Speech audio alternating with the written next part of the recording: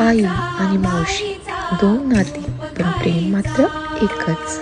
मावशी म्हणजे आईचं दुसरं रूप, आईच्या मायेचा, जिव्हाळ्याचा आणि प्रेमाचा दुसरा बदल. आईने जन्म दिला, एका मावशीने मायेची ऊब दिली, तर दुसऱ्या मावशीने ज्ञानाचे अमूल्य धडे दिले. आई जन्म देते आणि मावशी त्या प्रेमाला अजून एक सुंदर रूप देते. अधिक मासाच्या या पवित्र ओटीत फक्त हळदी कुंकू नाही, तर आई, मावशी आणि वहिनी यांच्या अमर्याद प्रेमाचा, आशीर्वादाचा आणि संस्काराचा खजिना भरलेला आहे. आईचा हात डोक्यावर आणि मावशीची माया सोबत असेल तर आयुष्यभर कोणत्याही सुखाची कमी भासत नाही.